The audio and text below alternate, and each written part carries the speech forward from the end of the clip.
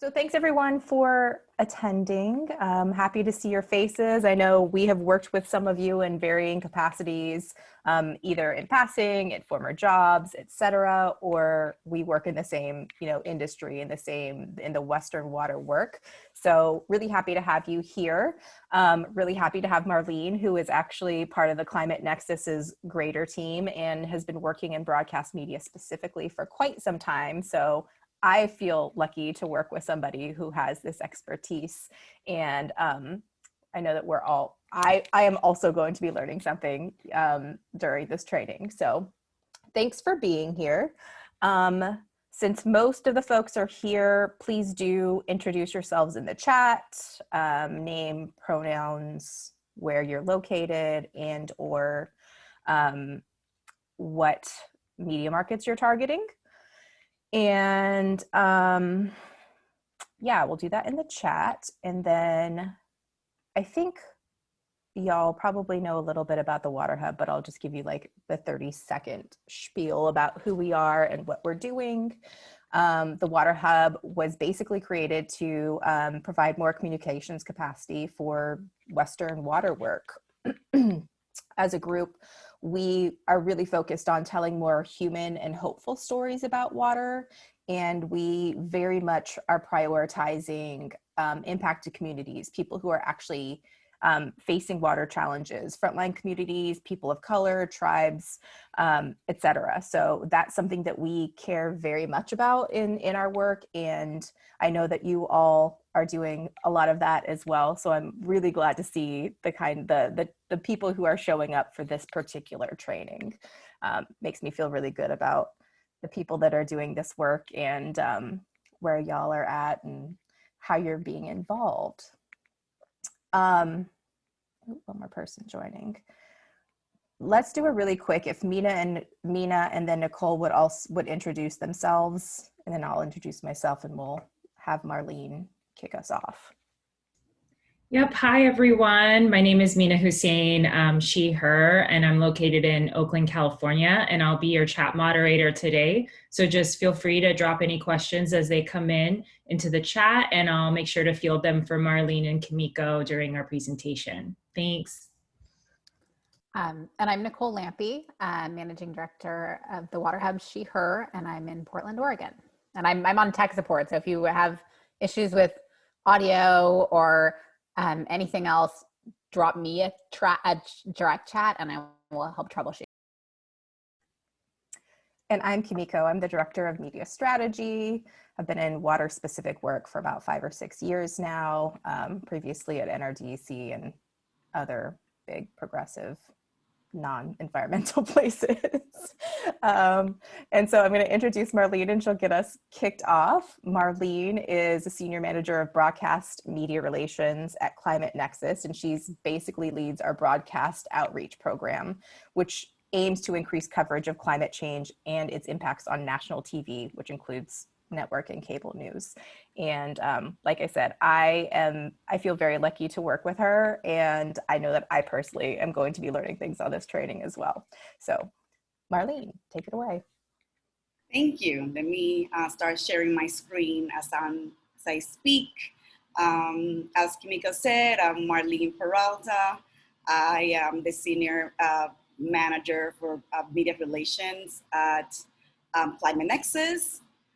In Climate Nexus, we have offices in different places in the United States. I'm based in the Bronx, New York, but we have offices in Washington, D.C., in California, the West Coast, etc. And I was brought in to handle media relations focused on broadcast because everyone was doing media outreach, but they were not thinking about television news, which functions a little bit different than newspapers and magazines and the online world. So that's why my focus is broadcast. I was a reporter, a producer. I did some on camera when I was a journalist.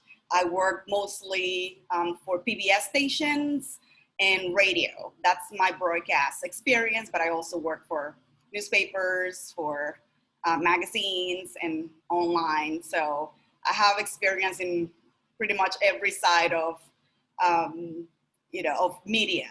Then I did some media relations work prior to Climate Nexus, doing national campaigns.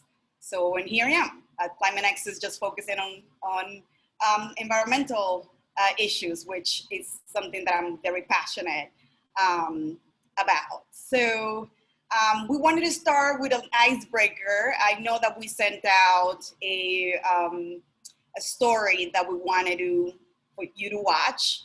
I'm gonna click on the story now for us to watch again. And I just want you to look into, different elements of the story. Take a look at, the photos used, take a look at who's narrating, take a look at who was interviewed, because I would like to kind of get your thoughts on what you see and how you think the story was done. So let me click on it. Hopefully we don't get any technical support issues. Let's see. It's working so far. Let me see. I feel like video is always a chance we take when we try and run video on. It worked well before. Let's see. Let me know if you... Robertson Ford is proud to serve our community and employ your neighbors right here in Central Oregon like they have for over 60 years. You can shop completely online, on the phone, or in our showroom. Robertson Ford in Bend, Prineville, and always online at robertson.com. The Central Oregon Black Leaders Association has been busy over the last few weeks bringing water to the Warm Springs Reservation. The group says they are currently working with the reservation to raise money for gray water trucks and tanks to help those who cannot flush toilets. The group says they are receiving donations at Belataza Cafe and set up a Venmo for donations. My goal is to help the my Warm Springs brothers and sisters until they have running water, until they have clean running water. And we will not stop until that happens. So we're gonna support them with whatever we can. The group says they have received about $1,100 so far. All right. So, let me just go back to the screen. Perfect. Oops, went too fast. All right, so yes, so I just wanted to get feedback from you all. Like, I don't know if it's easier for you to type it in the chat, or if it's better, I don't know, Kamiko, let me know, and Mina, if it's better for them to speak, or put it in the chat. But I kind of wanted to hear from people, who do they think was narrating the story, if it was a reporter or if it was a anchor, and also, how the pictures, if the pictures were provided, who they think that provided the pictures, just the basics of the story.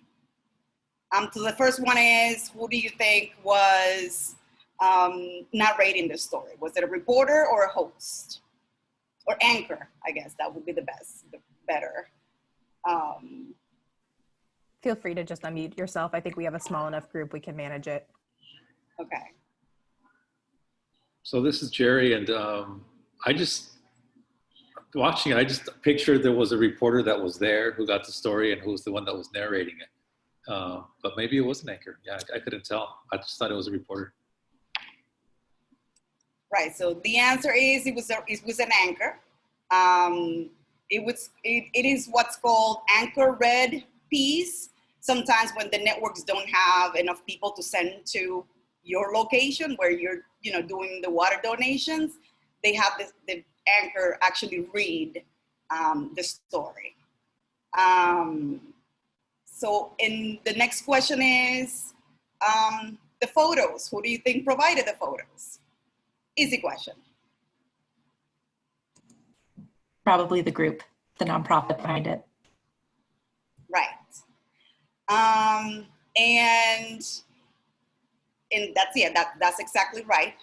The nonprofit, and this is something we will talk about throughout throughout the training, because these are tools that you should have handy to increase your, to increase your chances of getting your story, covered if there's not enough reporters to go to your event. The next thing was the main person that they interviewed, which was the leader of the group. He was interviewed pretty much in front of a lake, I think. Even though it may not be related to this, to exactly the water donation, but it was the water behind the person, right? Because TV is all about visuals. Visuals. So this is something that I would like for you all to have in mind when you're trying to pitch a story, right? To think about locations. Where can the reporter or the producer do the interviews for your issues? If it's an issue about, lack of water, right? Or, you can have it again in a place like that, in front of a lake, or you can have in dry land. But also, always think of, what's a visual or good, location that you can use in your pitches. But this is something that we will go over later on. I just wanted you to look at the story to actually see all these elements before we actually, discuss it. Any questions so far before we get into the whole process here? This is not a question necessarily, but I did notice that they didn't interview someone that was impacted by the issue, which is something that, we try to do. We try to get the voice of the residents or who's been impacted. I know that with TV, it can be challenging because it's such a quick snippet, but that is something that I noticed that wasn't included in this interview or story. That is a great point. And my take on that is that the people doing the water donations were the ones who pitched the story, right? So they framed it as this is something we are doing for the community, and that's how they covered it, right? So this is framing is something that we're going to discuss also. But yes, it looks like this group was the one who actually did reach out to the network, and that's how they cover it. So that's why the framing is very important, because framing is how you want your story, to be covered. So yes, and impacted people, this is usually what I would always recommend the story to focus on. But again, if you don't have impacted person, right, you can actually have other alternatives. So any other questions or comments regarding the story? Yeah, hi, this is Andres. I had a comment on the actual length of the story too. It seemed to move pretty quickly, and it was like 25, almost 30 seconds or something like that, something very brief.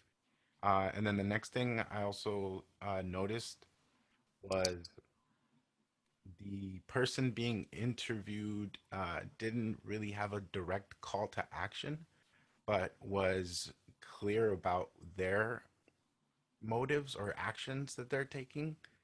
So I'm wondering if that was intentional or if that's something that we should look out for, having a clear call to action, if there is one, or is it needed? Right, that's a good point. And maybe they're not like an organized group, and maybe they just did it, that's just an idea they had to do. And that's why maybe the call to action was not something natural.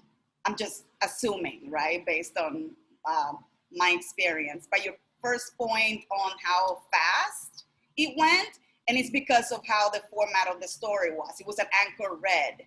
Anchor read are 30 to 45 seconds long. It can't be any more than that. So it's just the anchor reading, and then they're showing images, and then they have a little sound bites or, person interviewed, and that's it. So this is just one of the many styles that TV news uses. And this is something to keep in mind too, that stories on TV are very short. The longest stories they run is usually 2 minutes. What can you say in 2 minutes? Not a lot. So something also to keep in mind that you have to be very specific. And when you pitch, this is something we're gonna go over soon, but when you pitch, you gotta like make sure you have a specific issue, that you wanna pitch. You can't just go over, the many issues one community is going through. You have to pick one because TV doesn't have that much time to be, to have in-depth stories unless it's, a magazine type of show. All right, so moving on, we will focus on, understanding TV news market, which is something that we've already been discussing now, tools to develop story pitches, how to identify effective spokespeople, and building relationships with local assignment desks and reporters. So these are the main 4 points that we were going over. So, and the first thing is understanding TV news. As I mentioned, right, the stories are very short. And why TV is important, because most people watch TV. And I know that I hear all the time that TV news is dying, that everything is now online, that even newspapers are dying, that everything is online. Yes, there's some truth to that, but all these video stories originate on TV. Everything you see online originate on TV most of the time, right? Because online it's big about visuals, it's big about pictures and video. So TV is still very important because that's where the stories originate. TV news is expanding now. They not only have, their regular newscasts, they now have their own online units. They have producers who produce video stories for their online platforms. Most networks now have streaming services, which is like their app version of the network that you can watch on your phone. Also, their version on YouTube is the streaming service that they provide. So they are expanding. They have multiple platforms. So we have options, we have, choices, and people do watch. So again, the TV, any video stories that you see on your phone, on a website, they're more likely originated on TV. So that's why we need to focus on TV news when we do pitching. Marlene?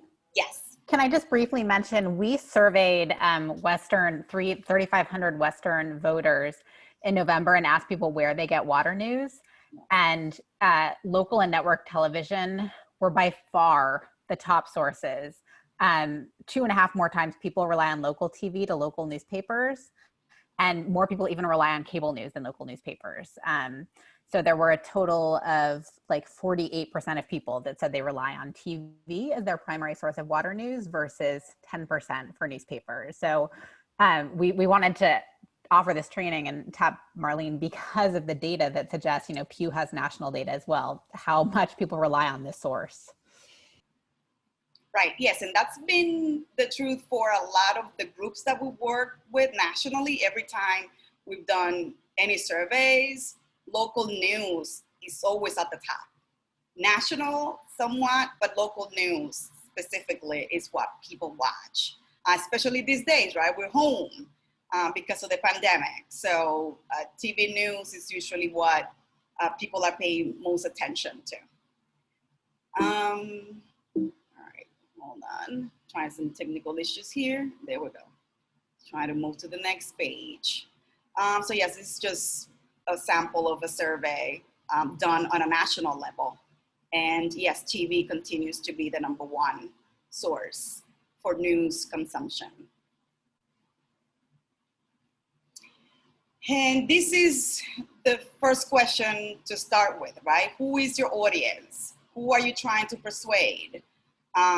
Depending on your issues, right? Well, let me backtrack. When you pitch, you're not pitching to the journalist. Your story is for the viewer, because the end result is a story for the viewers to watch. So you always have to keep in mind that any element, anything that you pitch has to be relatable to anyone watching than news network. So yes, so the viewer is, it's your target, but the viewer can mean anything depending on who your target is, right? Sometimes it's elected officials who you want to persuade, because it's up to elected officials to change the situation of the community that you are representing. Or it could be the audience. You want the audience to support your cause, or you want the audience to call the elected official and make sure that they're doing their jobs, right? So yes, always think of who you're telling the story to.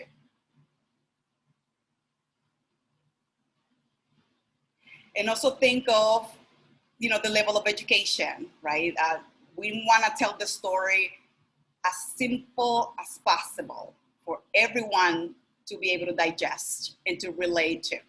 And this is just an example of, the kind of reading level newspapers use, right? A grade reading level, and then most TV viewers, based on some of the surveys that I've seen, most of them have high school diplomas. These things change depending on the show, of course, right? If you look into national talk shows, the viewer is a bit more educated. So, but the overall, most viewers have a high school diploma or less. So this is why it is important for you to think of who your audience is.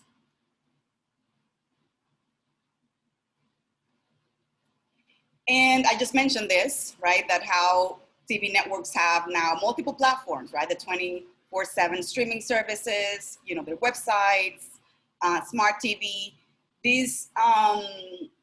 This picture is from a new show that is actually focused on science and climate on ABC News, and it airs on their new streaming service. And it's called It's Not Too Late with Ginger Z. And Ginger Z is ABC News chief meteorologist. So this is also another trend that we're seeing more and more on TV, that the meteorologist is not only, talking about the weather, they're now doing actual story that has to do with, climate and the environment. So Ginger Z has this segment on Thursday nights on their ABC News Live app. And I wanted to highlight this because I want to take a little credit about the fact that this show is happening, because I've been reaching out to ABC News for a while, try to let them know that they're very behind when it comes to climate and environmental coverage. And we've been talking to them since last year, and they just announced last month that they would do this show. And Ginger Z is somebody that I pitch every week. And she's someone that I speak with at least twice a week, because she wants to, make sure that she has, every story out there, she has access to every story out there that has to do with climate and environment, and that is relevant to her show.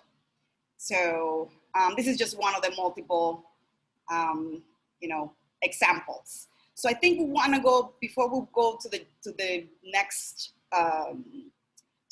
slide, maybe do a polling question regarding, whether or not you have pitched to reporters.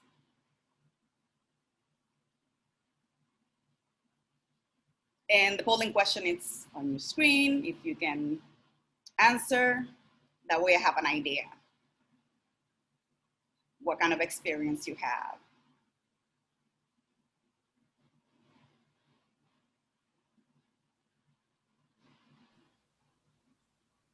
I think pretty much everyone is in.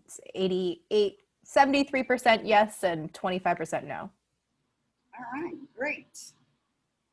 So maybe for the 73%, and anybody has pitched to any broadcast media, and maybe person can speak, that's fine.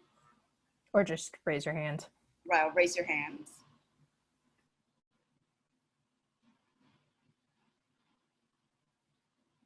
Okay. A minority. All right, great. Oops. I think I clicked on her show, and we don't want to see that now, sorry. Hold on. Okay. This thing is just going too fast for me. No. We're really close. And we stream everything together. Verizon builds the networks that keep you connected. Now, get both Fios Home Internet and Verizon Unlimited for just $80. Sorry. My computer's going crazy today. I don't even know how to make it full screen anymore. Okay, there we go.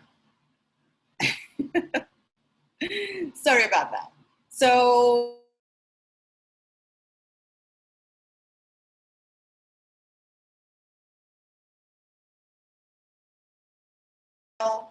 your story visually, there is no story, right? This is why it is very difficult, like when organizations have reports that they're releasing, how do we make a report visual? It is so, difficult. So this is why, you try to personalize the issue, right? You try to identify impacted people of that issue that you're trying to highlight in your report.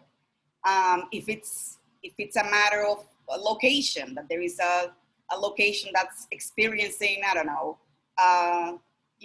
heat waves or anything like that, right? These are the things that you need to keep in mind. These are the things that will make the story visual, because you have to find a place that you can show where this issue is happening.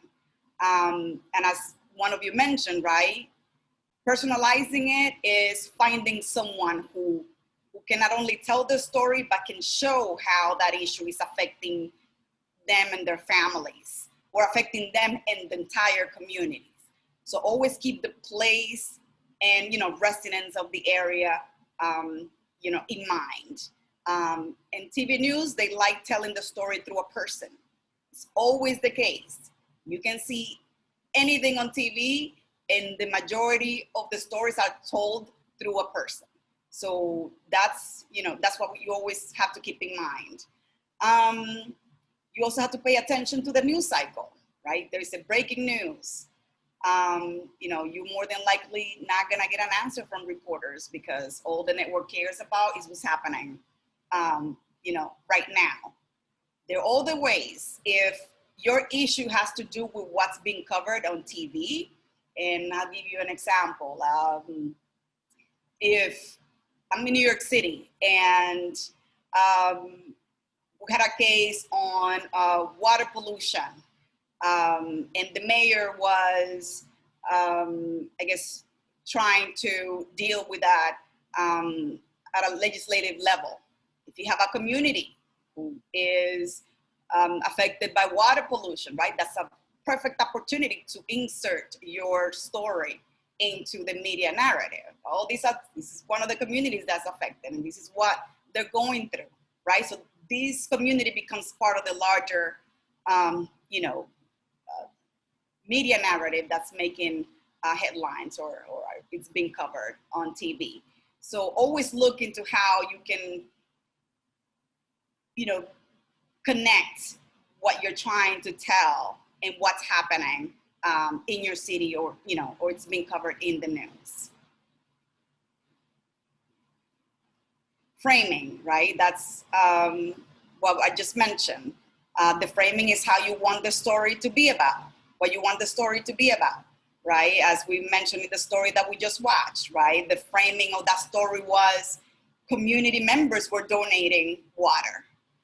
That was the framing, right? But an alternative framing to that would have been,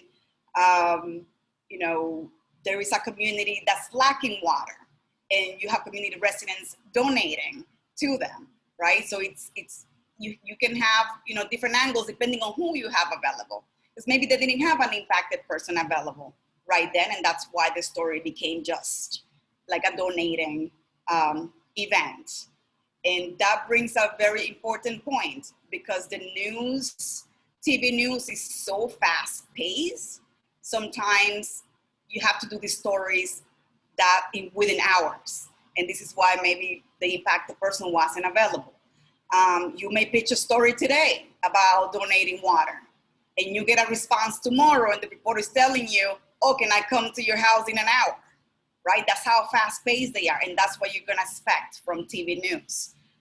Because when they pay attention, it's because they either have the space to do a story for that day's newscast, or they're really interested in the story. So you have to assume that once you pitch, it's because you have all the elements and all the people you want to get interviewed are available that day or that week at least. Because sometimes you pitch today and you may get a reply back a day or two after.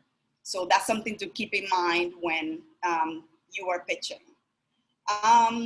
TV Marlene, news. sorry, really quickly on the framing. Will you talk just a little bit about, I know that I personally care a lot about the framing of stories and how impacted communities are being portrayed in the news. And I also realize when I pitch, there's only so much control I have over that. And, the reporter, I've also been a reporter, but not a TV reporter. So how reporters interpret that, there's only so much control you have over that. But I personally don't want to contribute to poverty porn or sensationalizing need or stigmatizing or traumatizing the person who is potentially being interviewed. So are there ways for us to help the framing even more, perhaps? I don't know how to articulate that question.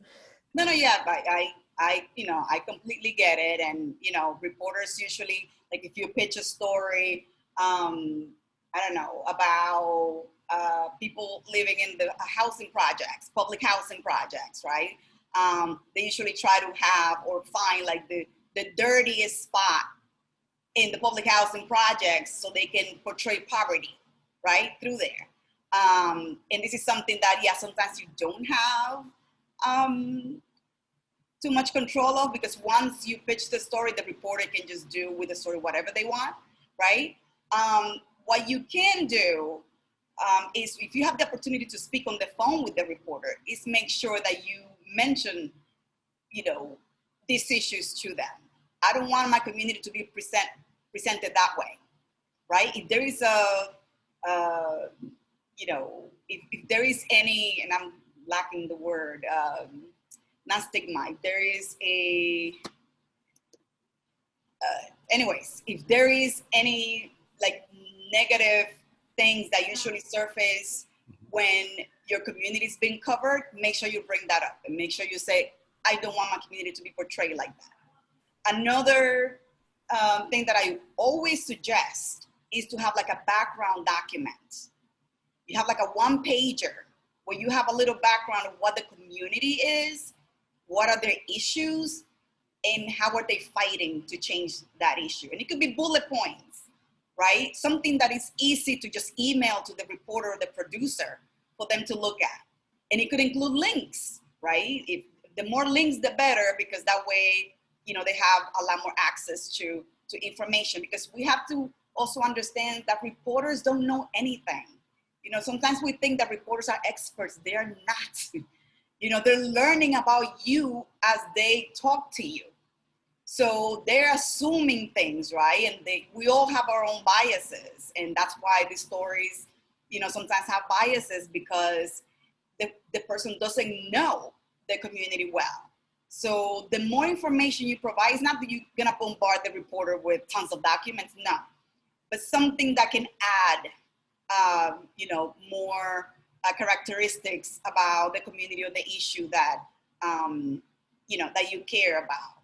Keeping these things in mind, the biases and the way your communities are, portrayed. So just having one background document somewhere that is ready to go. And these background documents too is very helpful for even your spokespeople, to make sure that they, when they speak, they are very focused on one thing, because I know that sometimes we get carried away when we have too many issues in our communities, and sometimes we can concentrate on a specific. So yes, so a background document with links included could be, a good solution, and be upfront about, the biases that you don't like to see.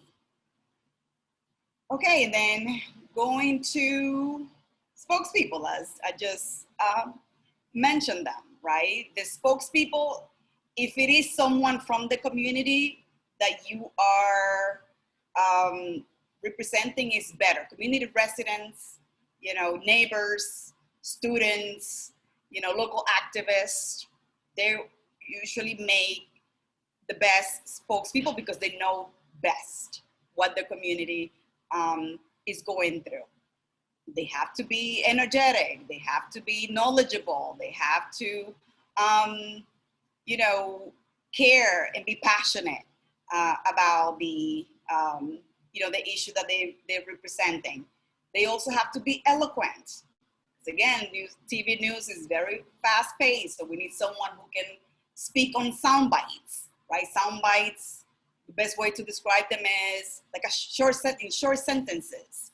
So that way, you have better opportunities to get those points across when getting interviewed.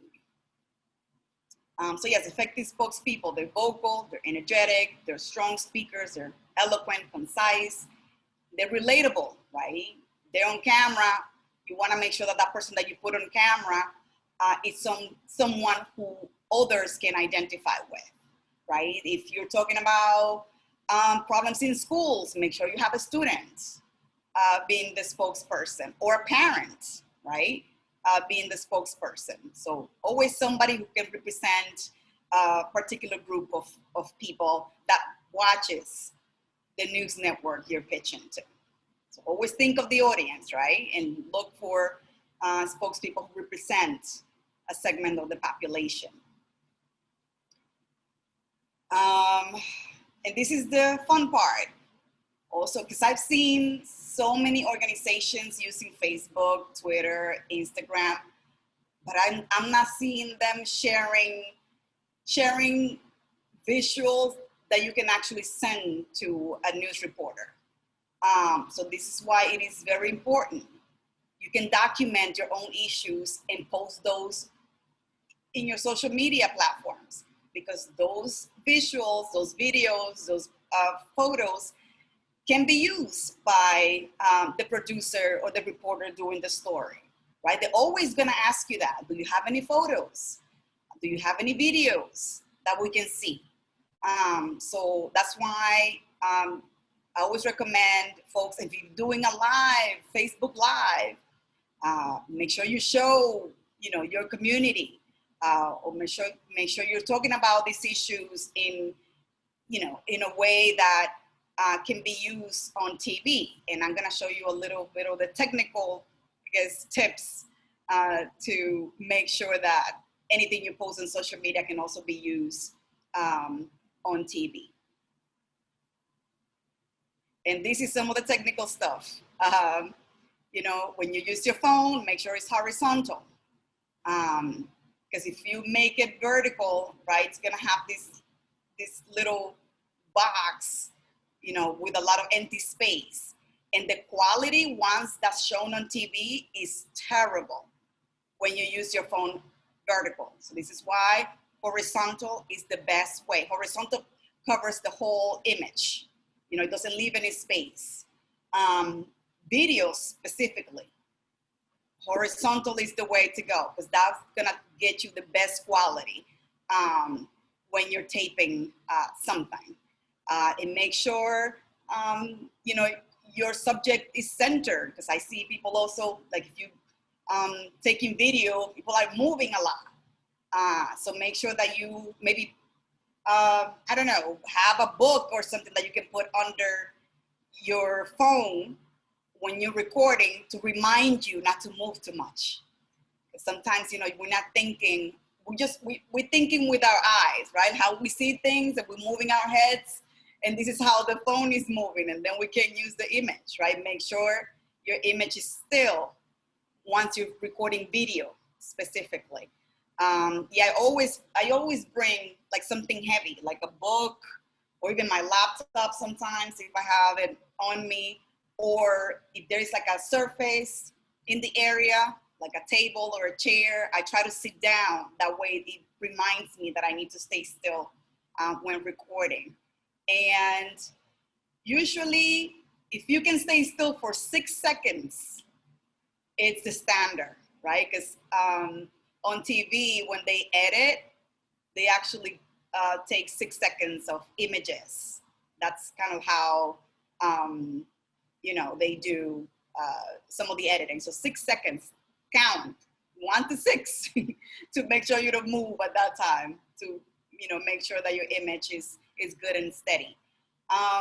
So yeah, so that stuff you can post on social media. Once you post them on social media, sometimes it loses a bit of quality. So YouTube is always a good option to have, even if you're not active on YouTube, but just having a YouTube account to store those images, it's a good thing to do. Just think of YouTube as your like video archive kind of place, and something that you can just get the link and send it to the reporter to view. And if you have more capacity than that, then you know you can store your videos elsewhere where the quality is high enough for broadcast. But YouTube should be good, actually. And for the spokespeople, make sure you always have profile photos of them. You know, that's another thing that every time I ask a spokespeople send me a picture, they don't have any, or they send me a group picture where you can hardly see their faces. No, think of it as a resume. And you have to show, you know, your face. So make sure each of your activists or residents that you're working with have that photo. I feel like sometimes when you send out a pitch to a producer and you include the photo of the person impacted, that automatically creates visuals for that person and actually makes it more personal, that the reporter and the producer can actually see who is that we're talking about. So keep that in mind, you know, when you're pitching. And building relationships with, you know, the media. In my time as a media relations person, it's rare for me to get a reply back when I don't know the reporter or the producer. It's rare for someone who I've never had a contact with to reply back unless it's something major that I'm pitching, or that is, or the headline of my email is something major. So this is why building relationships with reporters and producers is a must. And how do you start doing that? You know, Twitter is where reporters are. All of them. As a matter of fact, Twitter decides the news cycle. You know, you can actually search for an issue that started on Twitter, and this is how they end, you know, on broadcast or on newspapers. So before we get to details, this is, we have another poll about whether or not you have Twitter, and if you have a personal account or your organization or both or not. Wanted to get a sense of who has Twitter here. I hated Twitter. When I was a reporter, I refused to get on Twitter. And then I saw all the breaking news happening on Twitter. I'm like, okay. All right, perfect. This is great. So you're on the right track, because most of you have, you know, access to Twitter. That's perfect. So yes, and Twitter, you need to have photos on there, and make sure that you're following local reporters on Twitter. That's how you start building relationships. You know, in Twitter, it's also, if the reporters are covering a specific issue, Twitter is the first platform they go to asking those questions. I'm doing a story, can you DM me? That's the standard question we get from reporters. So make sure that you're following all of them, and that you're tagging them anytime you're posting a picture of something you want them to cover. You don't have to tag them every day. You know, refrain from being annoying, because, you know, that can actually annoy them. But if it's something important that you feel like you need them to pay attention to, feel free to tag them and say, we have this community, they're available for interview, and this is the issue. Let's go to the next one, right? The TV networks have multiple shows, right? So you want to make sure that you're familiar with the different platforms that they have. You know, the morning shows are usually more relaxed. You know, the morning shows are usually the back to school, the traffic, you know, things people are doing in the community, more feature stories than anything. The evening is more of the hard news, politics driven, you know, platforms. Evening news are the really most difficult shows to pitch to. Very difficult, even if it's local. Unless you have a politician that you're targeting or legislation that's related to your issue, they're not gonna answer you. You know, so that's why you always have to think of what show you are pitching to, because you gotta take into account how they cover it, so then you can add those elements to your story. Let me pause for a little bit and ask if there's, you know, any questions so far, because I know we've been going through a lot of information. Yeah, Marlene, we have a couple of questions about Twitter right now, and then we have another question about reporting in COVID times, but I think we should start with Twitter because you just most recently talked about that. Yes. So question from Jerry is, what kind of photos to have on Twitter?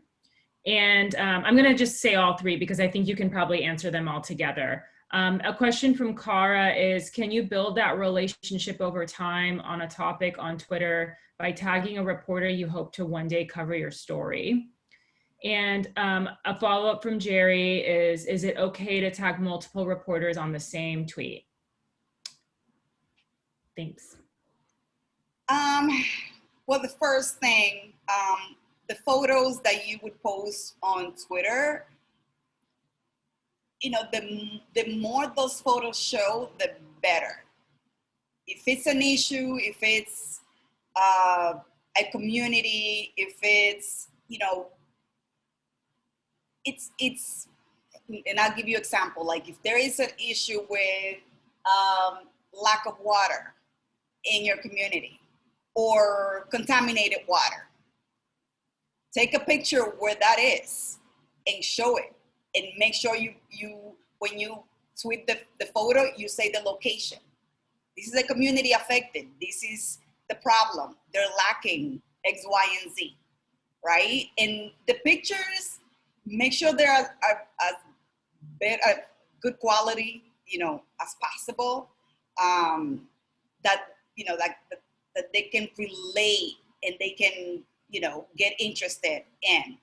If it's a person, if it's, I don't know, when I take pictures of people in specific, make sure that the pictures are action photos of people doing something. I don't know if they, in the case of the story we just saw, if it's collecting water bottles, you know, have someone take pictures of people putting the water bottles together or giving them out, right? That they're doing actually something that can tell part of that story. You can build relationships with folks on Twitter. Yes. You know, you can follow up with them on Twitter every time you have something new that adds to the story. Feel free to say, hello, reaching out again. This is now what's happening. Or hello, I tagged you before and this is actually an update. We have good news. This happened. Hoping you can cover, you know, and this is something you can do, you know, every so often. I try not to tag folks like every day. If it's every week, it's because you do have a really good update that adds to your story. The best way I feel to maintain the relationship is to send emails more than Twitter. Or you can decide, you know, using one and then the other, just to try to, you know, not to piss off the reporter in that case. But yes, but always make sure that once you reach out to someone that you follow up. If by the third time they don't answer, maybe that's a sign that you should move on to another alternative. Because the reporter doesn't even acknowledge you by email or by Twitter, maybe that's not the right person. Maybe you should just go to the news desk, the assignment editors, the news desk. Every network has a Twitter handle for the news desk. And the news desk pretty much has the editors who assign stories on a daily basis or are tracking which stories they should be paying attention to for that week. So the news desk, I would say, it's a good option if the reporter is not paying attention, or you can do both. You can target the reporter if you know the reporter would be interested, and also target the news desk. Any other questions? Yeah, there's a couple of questions related to COVID. From Joey, they asked, at some point, can we talk about how TV newsrooms are adapting to the pandemic and what that means for interviews on location, et cetera? Thank you. And then another question related from Jamie is, any advice on building TV relationships in the COVID era when you can't meet in person? I find in-person meetings the most productive for building relationships. Right, yes, no, that's actually a good question. And I bring up the horizontal video again, because a lot of interviews are done via Zoom or I'm blanking out with the other options. I say Zoom, Hangouts, or Skype. Apple, iPhone, FaceTime. FaceTime, yeah. So any of those, the one that's used the most is actually Zoom. That's the one that networks use the most, but they could use any you have, available. So yes, making sure that you know how to use those and do interviews on those is your best bet, because that's how they are doing the interviews now. And I put the horizontal picture again, because if you're doing the interview on your phone, make sure you have it also horizontal. I know that sometimes the apps don't allow you to do it horizontal, so just keep that in mind. If you have no other choice, then you have no other choice. But yes, most interviews are happening via Zoom, and this is why it is very important for you to have pictures and videos of on your own, because I think that's actually what happened with the story that we watch. That interview from the community member in front of the lake, that could have been just another community member taping it on the phone and sending it to reporters. Because sometimes they will give you instructions and tell you, oh, can you do the interview yourself and send that to me? So, this is something that you may be able to do. And maybe you can offer that to the reporter. If you want me, I can send you, a few reactions from the community using my phone, or I have a camera, right? So this is why you need to equip yourself with some of those visuals to have a higher probability of getting the story covered. You don't have to have videos necessarily if you're not, if you're too shy for videos, but as long as you have good photos, it's good. As we saw, they send out photos of people, donating the water bottles, and that worked really well. So make sure that you're documenting all your issues with photos and videos. So yeah, so COVID has forced everyone to do Zoom interviews, but I have seen a few reporters actually going on location, and they are the ones actually recording with their own camera, not to have a producer available. And they, if it's just to interview a community member, they will go to you. And an open space will be the best place to have that interview. If it's about a community, it could be in front of the local library or something that represents where the community is. But yes, remote interviews are, the option these days. Yeah, I want to add one more thing on that. Just a quick tip to invest in a ring light. There's these little small ones that you can just attach into a USB port and clip it right on your screen here. And so if you are doing interviews or meeting with reporters, having a ring light is great. It'll light up your face. and that, you know, gives the person you're speaking with a subliminal message of connectivity, and like they feel more connected to you. So they're like $15 on Amazon. Like you can see my lighting is very poor in this room. And so like, if I were giving this presentation, Marlene's lighting is like ideal, you know, she's lit up, glowing, very connectable. So yeah, just investing in that is really helpful these days, given that we do everything virtually. And my lighting works because my desk is actually facing the window, right? Always make sure that you don't have any lights behind you. Because if you have lights behind you, if you have the windows or the door behind you or a glass, your face is gonna become dark. So you always have to be against the light. So just keep that in mind, avoid windows. Make sure you're always aware of what's behind you if you're doing like these remote interviews. I see people that you can hardly see their faces because all you see is this light coming out of their heads when they're doing interviews. Also, just some technical tips.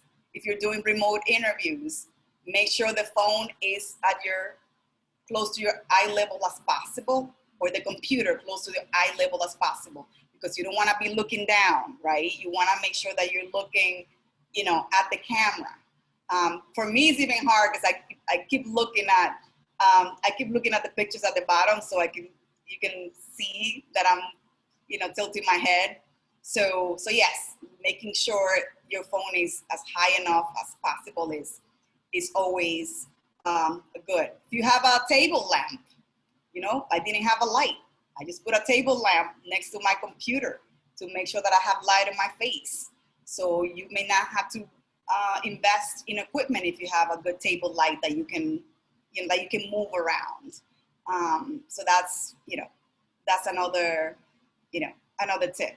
So just wanted to kind of go through, you know, different people you can pitch to. It's not only reporters, you also have producers, you also have assignment editors. The assignment editors, as I mentioned, are the ones who are tracking what's happening that day or that week, and they're actually listing story ideas. So if you're sending out an advisory because you're having a rally or a press conference, the assignment editor is the one getting that information and putting it in the schedule of the network that day. And they are the ones who decide whether or not they're sending a reporter to cover. The producer has many roles. The producer can be working at the assignment desk or working with the reporter, trying to gather information around about the story. I'm pretty sure that the story we saw first was actually a producer who worked on it, right? Because the producer is the one gathering all the elements. The producer is sometimes the person writing the copy for the anchor to read. And the producer is the one connecting directly with the community member, asking them, do you have pictures you can send us? Do you have someone we can interview, right? The producer is kind of the, you know, the organizer of, or the coordinator for that, that story.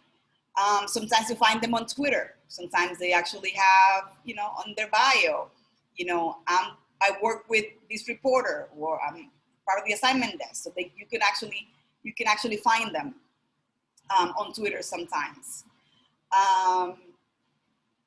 Facebook is actually a really good platform to find emails for assignment desks, for producers, and for reporters. So this is why it's important for you to identify if you're watching the news today and you see a reporter that, you know, is covering something similar to the issue you're trying to raise, you know, get her name or get his name and go on Facebook and try to find them. They usually have an email or a contact info under their profile. So Facebook is good for that. At least the assignment desk you're gonna get, and you can actually call the assignment desk and ask to be, you know, and ask to be connected to the reporter and tell them, oh, we have a story for her, and they more than likely would transfer you to the reporter's voicemail. So yes, so Facebook it's good for that. Reporters, right, on Twitter, as I mentioned, is a good way to engage them. And if you have pictures, the better, because if they can see what you're talking about, that would be the best. Sometimes they do have interns that are part of the team, and they will ask them to reach out to you. But yes, so these are the three main people you will be pitching to, depending on what your story or your issue is. Any other questions?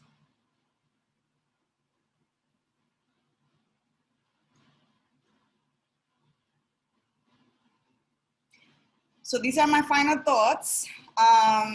You know, expectations, as always. You know, not every reporter that you reach out to will answer you. You know, give them a couple of interactions, 3 times is decides that is not the right person, move on to the next.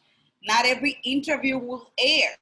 You know, that the reporter interviews you or that they request you to send them visuals and, you know, reactions. That doesn't mean it's gonna make it.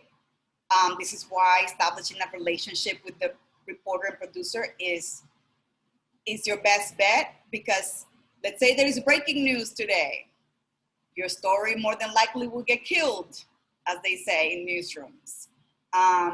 But if you have a connection with the reporter, you can actually reach out again tomorrow and say, oh, you know, I understand that the story didn't make it today. Is there still any possibility to run it this week, right? And that will only happen if you already have that connection with the reporter. So that's why building that relationship is crucial to get stories on the air. You know, be persistent, right? If it didn't work one day, if they didn't answer one day, you know, reach them back again. Try a few times. Like I mentioned, 3 times I think is my max. And make sure you do it, you know, maybe weekly.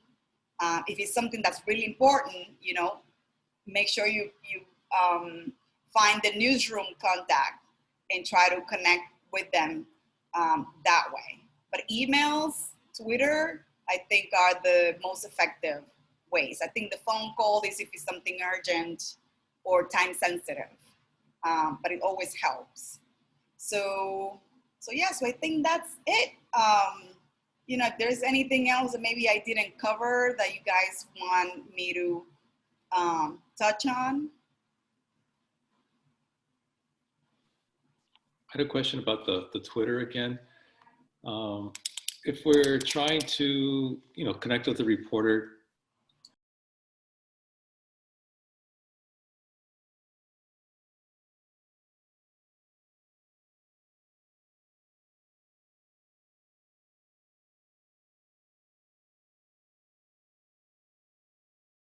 because you want to make sure that the reporter knows who is contacting them. I think I know the organization is official in a way, but I would do the organization if you're doing an event, or if you're posting the photos on the organization handle, then yes, it's fine because you already have like a track, you know, history of things that you have posted before. But if you use the organization's Twitter, make sure your Twitter handle has an email or something, you know, they can reach out to.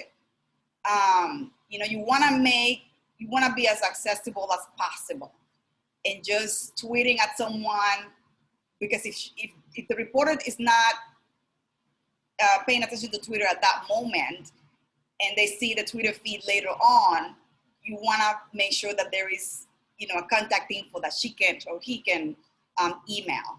So always having like a, you know, if you have like a generic press email, I think that will be the one to list. Or if you have like a media coordinator, make sure that that name is listed on your Twitter handle with the email, right? Like for press inquiries, that's usually how I advise people to list it. For press inquiries, emailed, you know, and then the person's email, if you're using the organization's Twitter handle.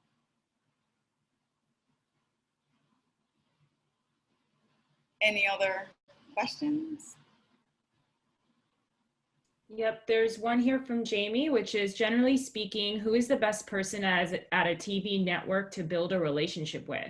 I don't have many TV relationships, so I'm mostly starting from scratch. Reporters. the people doing the stories, because reporters are, they have some flexibility as to choosing what they cover, and they're the ones who are going to go to your community anyways. So reporters will be your best starting point. If you are starting to build relationships, you can also try to locate the news desks and call them up and ask them for the email that you can use if you're sending like an advisory for a community event. That's usually a practice that I give to like every person who's new at media outreach. The first thing is identify the networks that you're interested in and make sure you call them and say, hi, I'm calling from this organization. I wonder what your email is to send you press releases. And that you have, and that you can have from the get-go, right? But building relationships with reporters is, I think, the most essential part. Great. And how do we begin? Do you suggest like cold calling or tweeting at them, dropping them a line or a tag or a DM, sliding into those DMs? Like, what do you think is the best way to begin a relationship? Right. If you identify them on Twitter, I would try to find their emails first. I know it's a bit hard, but sometimes it's not. Sometimes some of those reporters do list their emails. I feel like the first interaction should be something formal, just introducing yourself, saying I work with this community and these are the issues that we have in case, you're interested in covering. On Twitter, you may ask them for their emails. Oh, hi, I want to reach out to you. We are from this organization representing these people. Do you have an email I can email you to, right? So these are just asking for emails. I feel like it's a good icebreaker because you also getting their attention in there. They may not post their emails on their, publicly. They may ask you to DM them. So just keep all of that in mind. But yes, starting with emails is best. Sometimes what I do to find emails is I Google their names and then I put email next to it and see what comes out.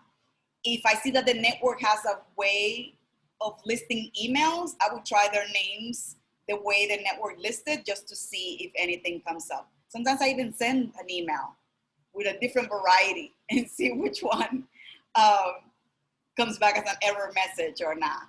But that's usually how, I start, just simple Google search for emails.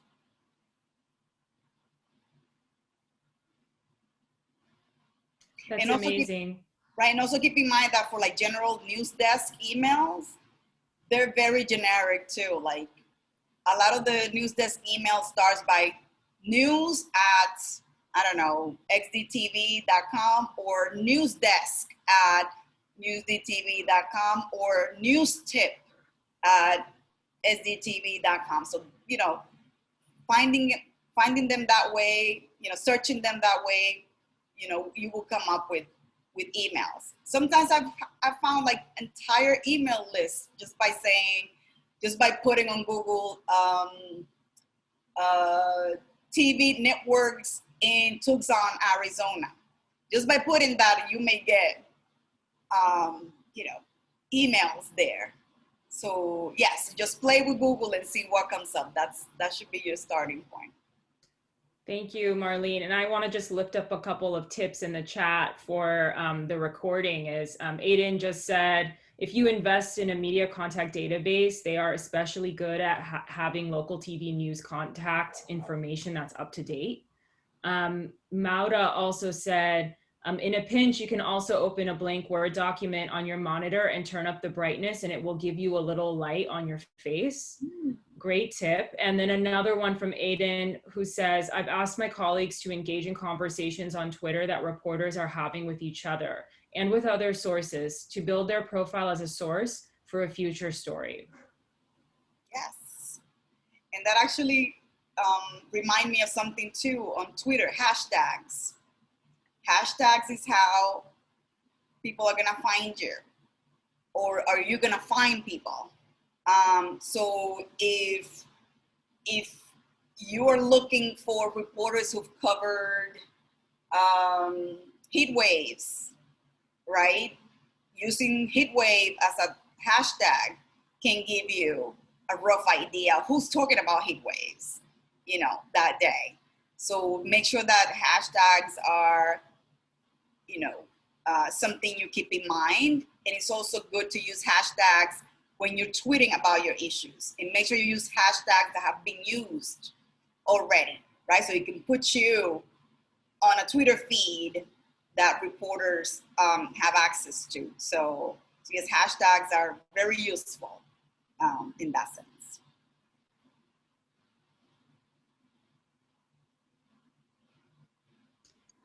Thank you, Marlene. That's all the questions we have for the chat for now. All right, so that was it. Thank you. Thank you so much. I hope that all this information is helpful to you. What I can do, I think maybe as a follow-up email, we can send you, I have like a little guide to do remote interviews, just kind of reminding you, you know, make sure you have good lighting, make sure your phone is by your eye level. That way you can use that and maybe give it to your the members of your organization to keep in mind before you do, you know, any interview. So that's something we can follow up with. But thank you so much, and I would love to, you know, if any of you lands a TV story in the, you know, coming months, send us the link. I would love to, you know, to see it. And I'll just say, since we did schedule this till 2:30, if anyone wants to hang out and talk through individual story ideas and brainstorm with Marlene, feel free to hang out, and we can do that as well. And for those of you that want this 15 minutes back on your calendar, feel free to do that as well. So choose your own adventure at this point. For those of you that stay, happy to dig in. And for those that you need to take off, thank you for joining us. Yes, and also feel free to email me if you have any questions on anything.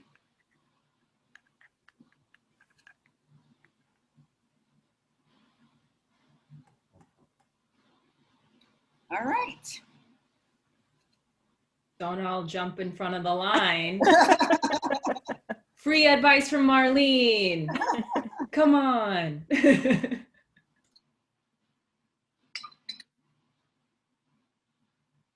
Or if there's any stories that you try to pitch and didn't work.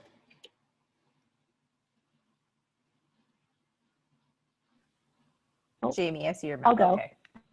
Yeah, I accidentally muted my computer. So one thing Western Resource Advocates, my organization, is working on in Arizona is working to get agricultural producers connected with Farm Bill funding that's aimed at water conservation. And the Farm Bill is like this big, massive bill that's, you know, reauthorized every couple of years. And what I want to do is, as part of our outreach, again, we're trying to connect farmers with opportunities to save water, save money, like everyone wins. And so I'm considering elevating stories or connecting reporters with farmers who are using the Farm Bill and using it in ways that help them save water, especially in a water scarce state like Arizona. I think there are some good visuals here. You know, the reporters can go to the farms, they can talk to the agricultural producers and interview them. So that is an idea I've been playing around with. We also have folks on our staff who are kind of like experts in hydrology and the effects of climate change on water. So we could provide some of that expertise, but knowing how short news segments are, they might just want to focus on the agricultural producers. So that's an idea I've been playing with, but I literally just thought of it before I joined this webinar. Is there anything coming up on the Farm Bill? Because you always gotta have a reason why you're pitching that now. Yeah, so I think it was last reauthorized maybe in 2019, and I think it's like every 5 years or something crazy like that. I don't actually know, so I obviously need to learn my facts. But you know, I mean, one thing is that the whole West has been in this 20-year mega drought, right? And we're entering this new normal of aridification. There's all these fires right now across the region, so that's kind of like the hook that comes top of mind. But I don't know if that's enough of a hook for TV. There is one thing coming out with the U.S. Bureau releases what they call their 24-month study every August, which basically shows what do water levels look like in our main reservoirs. So that like could be a hook, but it's coming up in like 3 days, and I'm definitely not prepared yet. Yes, you have that. But you know, but you can still use that report, even if you don't have like anything put together, but you can use that report kind of to just flag it to reporters or producer and say like if you need to connect with you know, with workers, with farm workers, or anyone or with expertise, we have them available, right? Like you don't have to have a story line pitched. You can just say this report is coming up or came up, you know, I have experts that you can connect with. That's usually how I do it if I don't have that much time. So that gives you a little leeway too to start getting people ready, just in case. Yeah, go ahead. Sorry, Marlene. One thing, Jamie, that I've had success with in prior pitching around food is thinking about times of year, pitching farming practices, thinking about times of year when a particular product is timely. So thinking about pumpkin season or turkeys or summer grilling season, and pitching what producers of that particular food are doing now in preparation for harvest or in preparation for the season when demand's peaking. So making it a consumer driven story versus like water driven story. Right. You have an opportunity in September with Climate Week. That's the perfect, you know, that's the perfect excuse to say, oh, ahead of Climate Week, this is, you know, what we're doing locally, right? And then you can list maybe the 3 stories that you're thinking of pitching, but you don't have like a good like news hook. Climate Week is your opportunity, because every newsroom is thinking of, you know, what can we cover that's nature related on Climate Week, right? So this is your shot. So you have 3 weeks to put that together. You can list, you know, a few things that you're doing, or in one email, and you can make the email more like an announcement framing type of thing. You know, like ahead of Climate Week, this is what's going on in this location or something like that. And then you list, you know, the 3 items, and make sure you say what kind of people you will have available for interviews. Is it farmers? Is it hydrologists? Is it who, right? Just kind of, you know, mention them on the email and say to contact you for more information. So I think that's your best bet. Okay, thank you.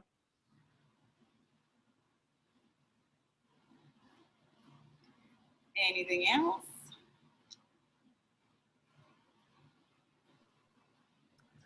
I'll jump in with mine, which is also related to ag, but more specifically industrial ag pollution and water. I find that my organization is most often in a position where we are talking about a body of water that's impaired and is affecting people's livelihood, be it drinking water or recreation or commerce. And I think one of the things that struck me about the local news story we watched together today is that the focus was on the makeshift solution and not the problem. And I think especially with local news, I struggle to connect a big problem, especially if it's geographically far away, with the problem with the water source. And I wonder if you have any tips for making a connection to systemic problems like industrial ag pollution. Right.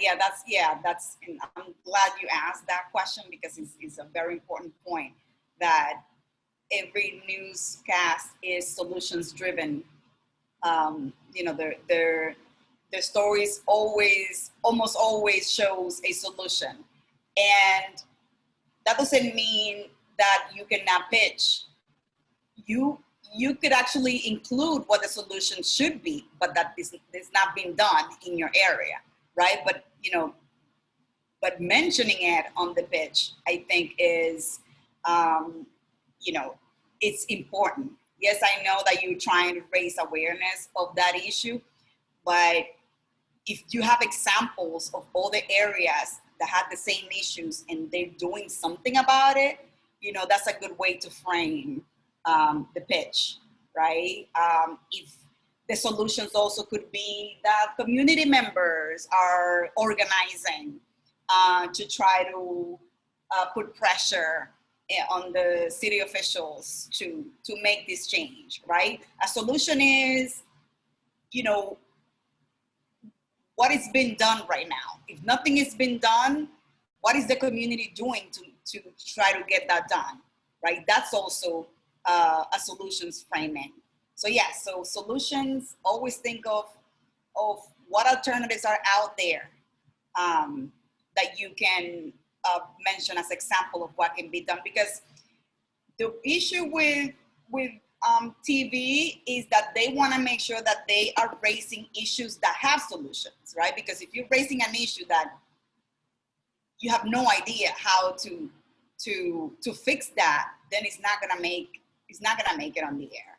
So you have to make sure you have those alternatives, even if they're just minor.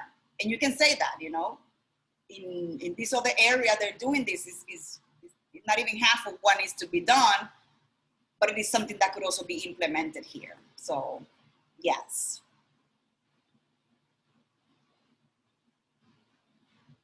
Thank you.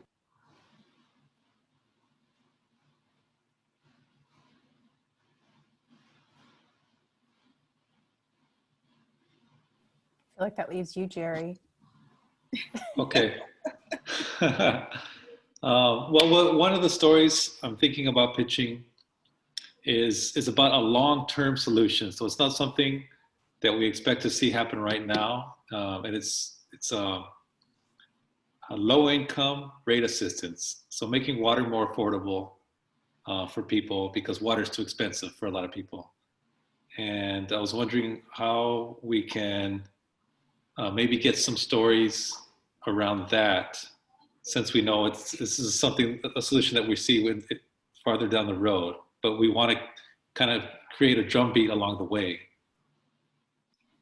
So my first question is how? How are you trying to make water more affordable? Can you give me an example? Yes, so we would like to see a low-income rate assistance program. So a government program that provides assistance for low-income families to be able to pay their water bills. So these types of programs already exist for like energy, but we don't have one for water. Interesting. Okay. Yes. So yes, the energy option would be kind of like the example of the solution that you can show. So, and that may be challenging to get because there's no like time frame, right? There's nothing that tells the reporter, okay, I need to cover this now, right? This long term. That doesn't mean you cannot pitch it. You can, because those are the kind of stories that gives the reporter flexibility that if one day the news cycle is very slow, right? They can do that. But yeah, that's the timeline on that. It's what's challenging here. If there's anything you're doing locally to making that happen, like if there's like sign-on letters from local nonprofits or groups of residents who do want that, that's already an item that you can make as a news hook there. The community is gathering signatures because they want this program, right? You need to try to come up with something that can happen now or soon. If you are, I don't know, meeting with a local elected official that you want to sponsor legislation to, get this program going, right? That could be an event on its own, right? Today, community members are visiting, the local mayor to request this program to be implemented in this city. So, or if there's research, someone is doing research, that's also a good product to pitch as to why this is a good idea and why it's realistic and where it has been done before. So yes, so this story again, like, because it's not timely, it may take you a while, but it's something that you can put together now and always look for opportunities to to picture. Like Climate Week may be something, an opportunity for that kind of story to be out there, right? Just because it's looking into the future. Thank you.